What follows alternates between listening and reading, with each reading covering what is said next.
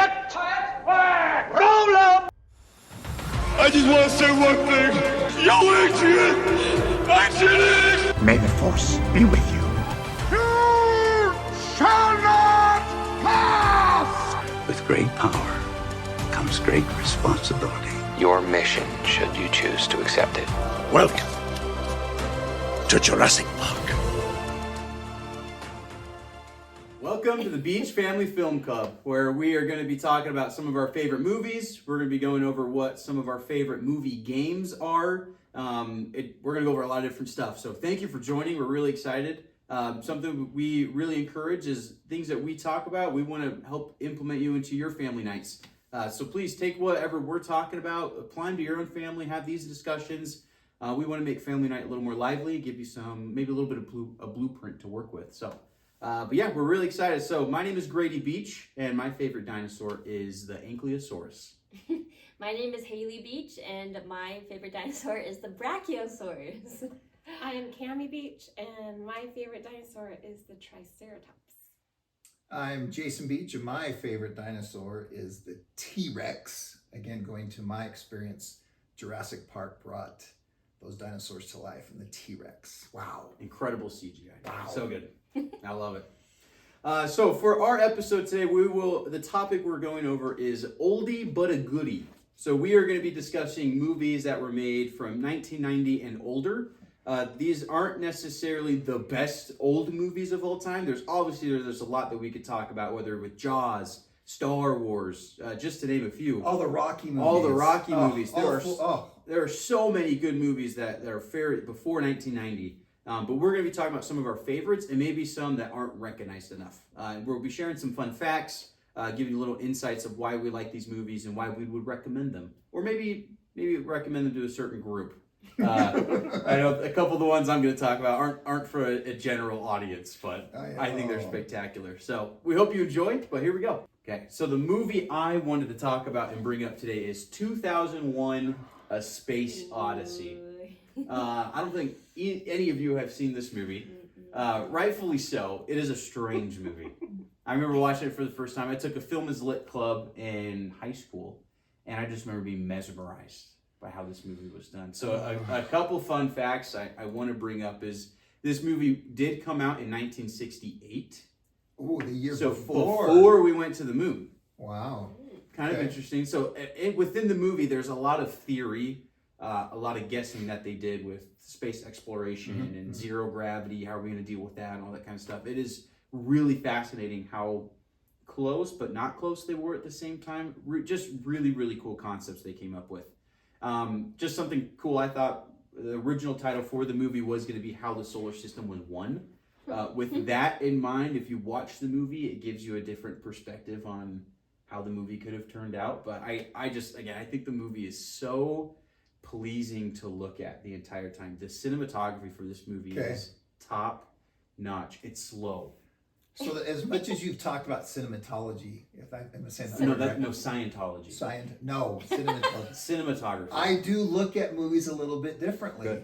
Good. So the way it's filmed, the way that things are pictured and in place. So that's there are just standard movies. You're like, oh, that was a fun movie, and then there are movies you're like, that just looked awesome. And I think that's something Christopher Nolan is very good at. Right. Like he gets these incredible shots throughout the entire movie, which I love. And that's something with the 2000 Space Odyssey is every shot is so thought out, and it's all practical. There's no CGI. It's 1968. Yeah, that's what's so weird, there's right? a lot of small scale models that they do, but they don't feel small. You can tell in some movies like, oh, that was definitely a small scale model. You can't really tell in this one. Really, really well done. But like I said, the shots are long and they're dragged out. It's a slow movie. It's a very slow movie because they want to express the vastness and the slowness of space. Okay, see, that makes sense. As plot goes for the movie, the plot there's not much plot. It's more philosophical. So if you ever watch this movie, please know it's a little longer. It's 2.5 hours. And I would recommend not watching for the plot, but I would just recommend going along for the ride. Just embrace you're part of space exploration, and you're gonna have a lot of questions throughout the movie. And feel free to look up what certain things mean. But I just love that this movie dives into so many different concepts within the future of what 2001 could have looked like, which it didn't at all for what they were projecting. But I think it's just such a cool movie for the time that it was, what they were trying to do. The director, Stanley Kubrick, if I'm saying that right, he casted less known actors, so people wouldn't see the movie for the actors, they saw it for the movie. Because I think a lot of times, I know sometimes we go see Mission Impossible, not for Mission Impossible, but for Tom Cruise. Or maybe Brad Pitt. I know Brad Pitt's in the movie. Ooh, I definitely want to see that one because I'm a Brad Pitt fan. But this movie should be less known actors, so people are more focused on the movie instead of the actors. They should do that more. I think so. I think that's why Project Hail Mary did a really good job, because they had Ryan Gosling. Oh, I thought you meant like... I know, I was going to say, but he's well known. Exactly. I think that's why that movie did such a good job. He is well known. Because they did have a good plot, they had a good story, but it was Ryan Gosling, and I think that brings a lot of weight to the movie. If it was just some less known actor, I don't think it would have done as well. So I think that's a balance that people definitely have to work with. But yeah, that's just a couple points I want to bring up. I think this is such a fun movie to look at and to explore with. This movie affects a ton of movies moving forward. Star Wars, Interstellar, Aliens, pretty much any movies in space, you're going to see like, whoa, they totally got that from this movie, because this movie definitely opened up a lot of doors for that. Wow. So really, really cool. Just a big step moving forward as film goes for movies. So that's why I like it. That's why I recommend What would you say age-wise for kids? Would kids be interested in it? No, kids wouldn't. They got to be at least an older teenager.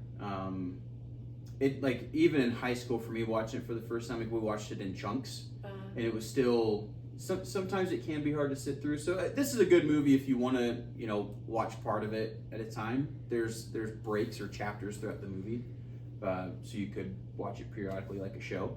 But I would say at least 16. Yeah. Not for any inappropriateness, but just for kind of the depth of the movie to even think about what they're trying to do. Or even for a little kid wouldn't be invested in sitting there watching. I don't think so. Wow. Yeah, really cool movie. 2001 Space Odyssey. Wow. We will be moving on to Haley now. She's got the next movie we're going to be talking about. Okay, so I chose the Black You're doing Stallion. Black Stallion. I'm surprised, actually. Yeah, I watched this with Grady a couple of weeks ago for the first time ever. Really? And man, it was actually so good. I was very impressed. Like, I was just going into it like it was just some, I don't know, little movie. But man, like, it really pulled at my heartstrings. It was so tender. I thought the acting was phenomenal, so I really loved it. That kid and the horse both deserve an award. Oh, yeah. Top notch. Yeah. Just some facts about it. It was originally a 1941 novel by Walter Farley, but then they adapted it into a 1979 film. But Farley actually wrote 21 books in the series. Like, 21. That's a lot. No idea. About one horse. Yeah. I know. That's impressive. I know. Kind of cool. So the plot follows a young boy and a wild, kind of untamed Arabian horse it's a beautiful they horse. Bonded so well after surviving a shipwreck. With an ending that I did not expect at all. Like, I did not see that coming, really. I thought they were going to be on the island the whole movie, and I would have been okay with that because I love, like, survival movies. Yeah.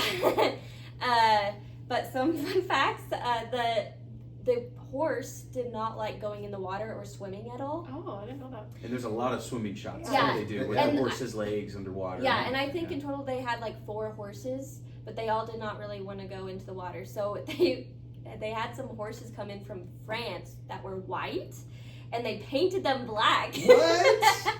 Yeah, Wow. to be able to go into those swimming Did scenes. not know that. Yeah, and then for the racing scenes at the end, they attached a microphone to the underbelly of the horse to be able to get, like, the real authentic, like, hoof 'cause the beats sound, and breathing.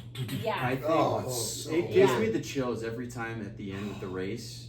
The sound is so perfect. Mm-hmm. The thumping of the hooves, the huffing of the horse, and the no music. Right.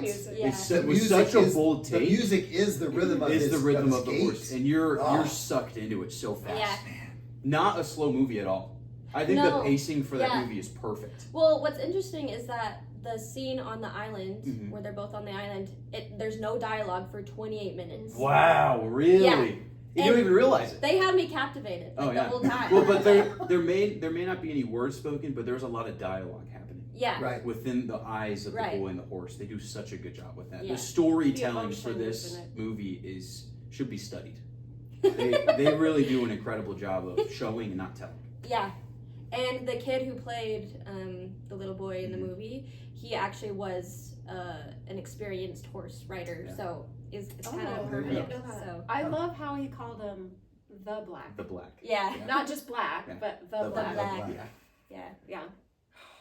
Kind of cool. So great film overall. I love that movie. I really recommend it to whoever hasn't seen it yet or has seen it. So Mickey Rooney, Go watch it is Diane Garr, was that her name? The mother? I don't remember. Anyway. It's Terry Garr. really just the boy and the horse. Yeah. Like the If the majority of the magic movie. is the boy and the horse. And this is a movie I'd recommend of all ages. Oh gosh, yes. Yeah. But going back to what you're saying, I love how it was set in probably 4 stages, because you have the beginning with the dad and the boy on the boat. He finds the He does horse. some foreshadowing. There's a cute moment between the dad and the boy after the dad wins the poker game, and he's like, "Oh, this is good. No, you can't have that." I think that's a cute interaction. Yeah. And then it shows that And the little- sugar cubes. The sugar Yeah. cubes. Yeah. Yep. The second part would be on the island and the emotion and the struggle, and we could go on and on about that. But the friendship that develops, or maybe it's more of a necessity of survival between the boy and the horse. They both needed each other. yeah. It just really grips. It gets to you. Yeah. And then it's almost like the third part is he goes back home, but now he needs the horse because he can't adjust to being normal. Do they ever say how long he's actually on the island? Yeah. It's long enough where he can't really adjust to Jump back into normal the life, normal life. Right. and he needs the horse to help him do that. I think it's so cool. And then at the end, of course, the race, and it brings it all back, and he's having the flashback of the island in the last With race. his arms. It's oh so good. man! It's such a good movie. Oh yeah. Tears off the helmet and just Yeah. gets in all over. Yeah. Whoa, whoa. Yes. Oh. I had a little boy that wanted to watch that movie every morning. So. Love that movie. We know that movie well. It's Grew up with so that good. movie a lot. Yeah. So good. So beautiful. Thank you, Haley. Yeah. That is You're a welcome. great I'm pick. glad you loved it. Great Like, pick. Yeah. seeing it the first Yeah. time, Yeah. like, It was amazing. really good. Such great memories with that movie. The emotional connection to it. Yeah. All right, I think we're gonna move over to Dad's movie now. You bet. Jason. Here we go. My movie came out in 1986 called The Labyrinth. And by the way, I do not share this love for the movie. I actually did not like this movie at all, so I'll just be quiet over here. I like this movie. Don't worry, man. So the puppets, the music, the I'm a Jim Henson. Jim Henson. Jim Yeah. Henson was the I'm a director. sucker for him.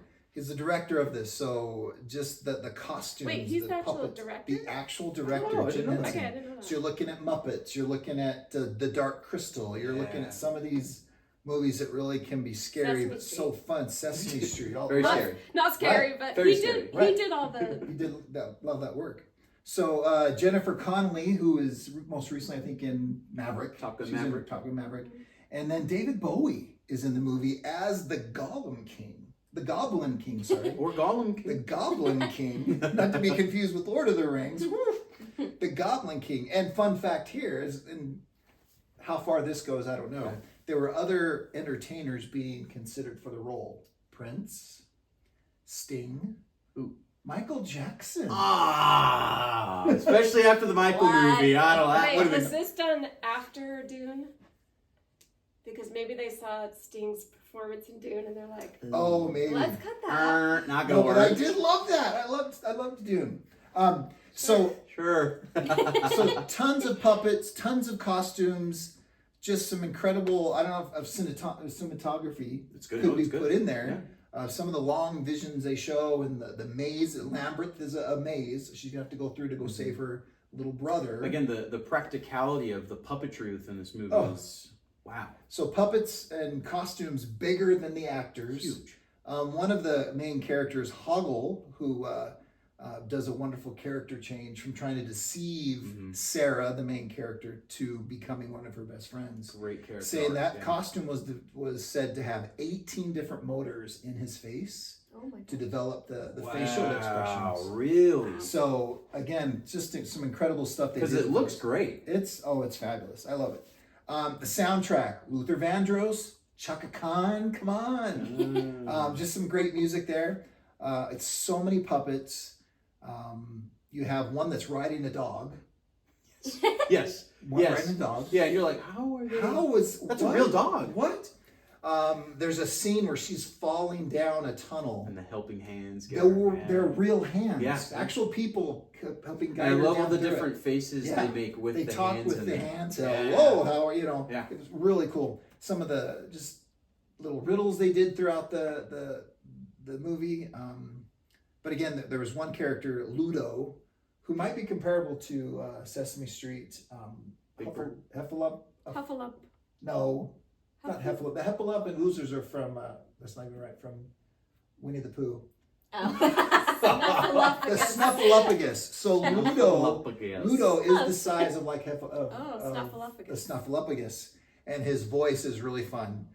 They come across a river that just reeks, stinks, and it's farting. Yeah. It's so fun. So great thing for kids It's to real fart fun. coming. It's But yeah, fun. and that smell bad, and it's so fun to see how he does it. So looking at just the size of the puppets, just the small puppets. So watch it. I think your kids will love it. And I don't know if the CGI was actually used in some of it. No. There's 1986. They used maybe some black background with puppets and different things that they've done. But I don't know. At most, it might be a little bit of animation that maybe, they use, yeah. But no, there's no CGI. So initially, this movie was a flop. Oh, A huge flop, Oh, right? really? When it was out and it came out. But since then has become kind of a beloved classic. Like a cult. Yeah, kind of a cult classic. But like with a cult or a cult classic. groundbreaking puppetry, the music, just the imagination of it. If you haven't seen this one, I think you're gonna love it, especially your kids. See, I haven't seen it. I would say so. Haley's Love mom, it. for example, does not like the Muppets. She thinks puppets creep her out. Oh, she would So- not enjoy this movie. So if you're not a Muppets or puppets creep you out kind of person, don't watch this one. But if you love Muppets and you are into little fun musicals and you're a fan of David Bowie, give this a shot. jump in. It's You'll love it. fun. It'll become one of your favorites. Kids will beg to watch it. So I Labyrinth, grew up on this. 1986. This is a great movie. Great one. Go to it. Love it. All right, moving over to Mom's movie. What is the movie you've selected for us, Mom? All right, I picked Willow, which came out in 1988. It didn't initially do as well in the box office. It had a lot of competition at the time. I think, now I'm not going to remember what it was. There was some really other big movies that came out, so it kind of got pushed back. But kind of like Labyrinth, it became more of a bigger movie after. So we have some big names in it. We got Val Kilmer. Oh yeah. This is after Top Gun. I think that might have been one of the first things he did, Top Gun. And I think it was a pretty big role for him. And this is before he was Batman. Oh gosh, Way yeah, before. definitely before Batman. So Val Kilmer's in it, but Warwick Davis is probably the best Warwick part of Davis. this movie. He's got a special place in my man. heart. He's actually Willow, and this story is made up by George Lucas, Yes. Oh. and it's directed by Ron Howard. Yes. And we love Ron Howard. Yeah, And George and so- Lucas. And George Lucas. I think the great combination of this is that George Lucas is this great storyteller, Yes. and Ron He has Howard, He has a great vision. yeah, he's got a great vision. I think George Lucas does best when he's the vision, and he has an awesome director that works well with him, like Ron Right. Howard. Right. does. And he actually, this is his story, but he didn't write the screenplay. I'm Okay. sure he helped with everything Sure. in it, but there was another person that actually, his name was something. Bob Dorman. Bob Dorman. Anyway, he was the screenplay writer. Yeah. George Lucas is a great storyteller, and then Ron Howard has the ability to bring such a great warmth Yes. to the movie through Yes. his directing. There are a few Ron Howard movies that I don't like. Yeah, for sure. So this is classified as a high fantasy adventure film. So there's dark magic in it, there's good magic, there's animal transformation. Yes, which I want to tell you is really cool. This was the first time this was ever used in a movie, and they call it, let me get it right, they call it Industrial Light and Magic. That was the name of the company that did it, and they're a break off of, or part of Lucasfilms. Right. Okay. It's called digital morphing. Oh. And they use it, it's the first time they ever use it, and they use it with Finn Razel. Yes. She goes through her, has to go through a lot of transformations from animals to finally to human. But it's really cool, and it's the first time it was ever used. So no CGI in that. I don't know if this classifies as CGI, but it's maybe a first step to CGI. Sure. But that's how they did it. That's a cool little fact in it. The story is about this baby that is being watched to be born, because she's going to have this special mark that they know if the baby has that mark, it's because she's going to take over the kingdom. Yeah. So this evil queen. Bavmorda. And let's just go The to that, names are so because the cool. names I are love the so names. cool in this movie. Yeah. And I guess that's another thing that George Lucas has a great mind for, is Chewbacca? Where do you even come up with that? Where do you come up with that? That's crazy. C-3PO, come on. So we have Mad Mardigan, that's who Val Kilmer plays. We have Sorsha. That's a great name. Who is the queen's daughter. The queen is named Bavmorda. Bavmorda is a great name. We have Laura Dannon, that's the baby. Such a pretty name, right? Yeah. Willow Ufgood. Willow Ufgood. So cute. I mean, it's just, they're cute names. There's Burglecut. Yeah. Burglecut and Migosh. And Finn Razel is the good. Finn Razel. She considered a wizard? No, she's a good witch. She's a witch. She's a good witch. Okay. A sorceress, I think that's what Sorceress, it's called. yes. Yeah. And Bavmorda is the evil. She uses the dark magic. It's this movie can get a little intense in parts, I think, for kids. Fighting. Oh. But there's so much lightheartedness in it, and there's so much fun that goes on with it. Yeah. Great chemistry between Willow and Mad Mardigan. Their friendship develops. Talk about character arcs.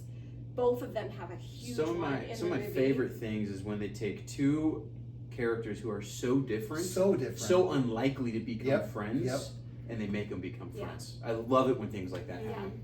So another interesting thing is that George Lucas worked with Warwick Davis on Return of the Jedi. Yes. He was one of the Ewoks. He was the main Ewok. Yeah, he was the main Ewok. So he specifically wrote this so that he could be in it. That's cool. So initially, I don't know if his story was about having little people, a whole village of little people that are called the Nelwins. Is that what they're? Nelwins. Yeah, the Nelwins. I think it's the first time a movie had a cast of over almost 240 little people. Wow. And they brought such a realness to the movie too. It was fantastic. It was awesome. I love that they did that. Yeah, they had a cute little village, maybe kind of like a shire, but it definitely had a shire. It had a good feeling too. You know, they're farmers, and they did stuff, cute little family moments with Willow and his kids. Oh. They call him Dada, or is that right? I think call him Dada. Dada. Not Dada, but Dada. But also in this movie, the normal-sized people call the little people Pecks, and the Pecks call the normal-sized people Daikinis. Yeah. So just more of these fun little names. There's also little fairy-like creatures. I forgot, there's called little brownies. The brownies. There's They're actual hilarious. fairies too. It's just really fun, fantasy type stuff. But The scaling they do for this movie, like the size of creatures, is so well done, because the little guys that they throw them in there, they look so good. They're able to do the scaling, and it feels natural within that movie. And then even one of the monsters in the fighting scene, the major fighting scene, is so huge. Yes. So they really do scale. Yeah. They do scale. Big to small. There's a really cool part when they're waiting outside of the castle of Bavmorda. She's she's stolen the baby. Mhm. She has the baby. She wants to do all this dark magic stole the baby. to eventually, I mean, she wants to kill the baby so she can stay queen. I think also the blood of the baby is going to make her younger. Oh, it's kind of morbid. Because you see her get older. No, she She starts to That's age very quickly. evil. She's Yeah. really evil. But all of Mad Mardigan's army and friends that decide to join him are waiting, and she ends up turning them all into pigs. And it's really cool. It's a cool part of to see the transformation again, that digital morphing where they turn from human to pigs. They use, I'm pretty sure they use some sort of puppetry or masks from that point, because there's part when they pop up and he's Mad Mardigan's part pig. Right. And then they cut to other guys who are got a pig bottom, but they're still human on top. And like you hear you're like, what is happening? So So good. maybe that's an intense part. Yeah. It's intense. You know, she's like throwing the cast of the spell out of him, and there's emotional part where she sees that her daughter has joined Mad Mardigan, and there's that, she feels that betrayal from her daughter. You can feel that emotion in there. But like I said, one of my most favorite parts is just how Willow and Mad Mardigan become these really good friends. The mutual respect that they have for each other. Yeah. At first, Willow's just this peck that has a baby that needs help from a daikini, and he wants to hand this baby off so he can be done with it. But he also has created this really good connection, sweet, tender connection with the baby. Yeah. So Laura Dan and Willow have a connection. He knows he can't just leave her now. He's got to finish the journey with her. It definitely has a Lord of the Rings feel to it. Yeah. Just for how extremely evil the witch is, and then how good Willow is. It has that beautiful Lord of the Rings symbolism within it too. Just pure evil and pure good, and people coming together to stop it. And you're right, it starts at a very small scale and it turns into a very large scale conflict at the end of the movie. Very and it's big. different settings, from the snow in the mountains to the forest Which is that another they live really in. cool part. Awesome cool part. Yeah, there's just so much. It's such a rich movie. Yeah. Such a rich So movie. I I love it. the symbolism with Willow. If you look at that little guy, he had no business being No business. no business at all. He should have dropped the baby and gotten home. But all of a sudden he's in front of sorcerers, in front of these large deadly creatures in the middle of great battles, and he should have at some point said, I'm done, this is too much. Yeah.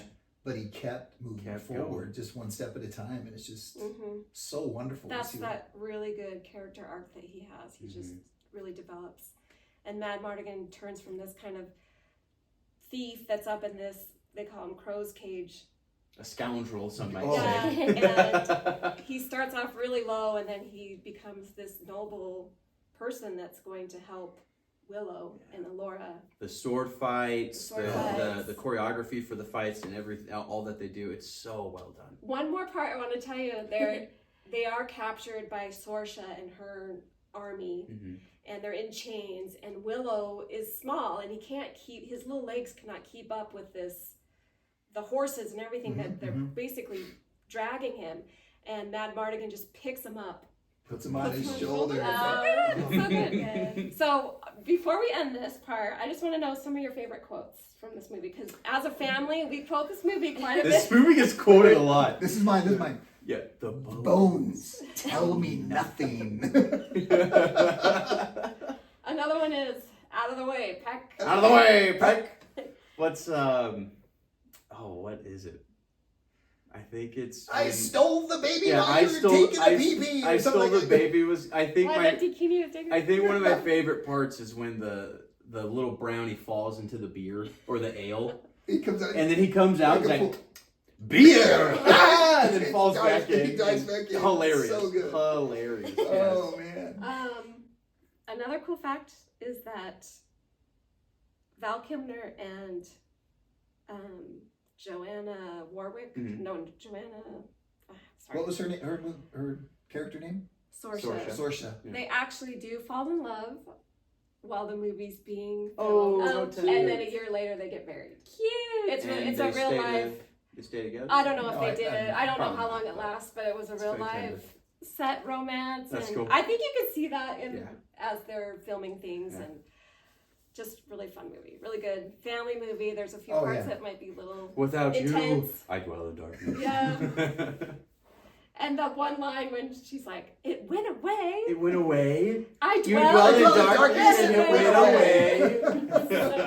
And our favorite quote lately is, "Who do that?" Who do that? Just great little lines, great characters. Music, writing. the music, yes. Yeah. Yeah. Oh, Just really, and like I said, Highly recommend this Ron movie. Howard has Yes. a great way of just bringing the warmth and tenderness to his movies. So good. I'll have to watch that one because I've never seen it. Oh. This was a movie we watched quite a bit. Yes. This was a Sunday pick for some reason. This was a Yeah. Sunday movie. I don't know why. Yeah, watched it very consistently on Yes. Sunday. But- One thing I would give a disclaimer is do not watch the show that Disney Plus produced. Was not a good continuation. Right. I don't think it of what the show captured was. at all what. Didn't in capture our anything. opinion, not But I a You think may that like it, that's but I fine, think that but- shows how it, from when it first came out, how it kind of their popularity and their Yes, fandom no, yeah, grew, yeah, yeah. I because think they it did says a make a lot. series Yeah, of yeah. it, but I don't know. I'd never watched the series. I don't Yeah. think it could ever even touch how great the movie was. First episode said it all. It wasn't anything of what I was hoping for, unfortunately. But this Well- movie is a great standalone. Oh, yes. Just so good. Great. Sometimes movies don't need a sequel. They tell their story. They tell the story. All right, well, thank you for joining us for our episode of Oldie but a Goodie on the Beach Family Film Club. We hope you've enjoyed it. If you have any questions or comments, or you end up watching one of these movies and like it, please Yeah, let us know. That'd be great. We'd love to know what your thoughts are, or if you hated it, then we're sorry. Not everyone has the same movie taste, but we hope you have a great rest of your day. We'll see you.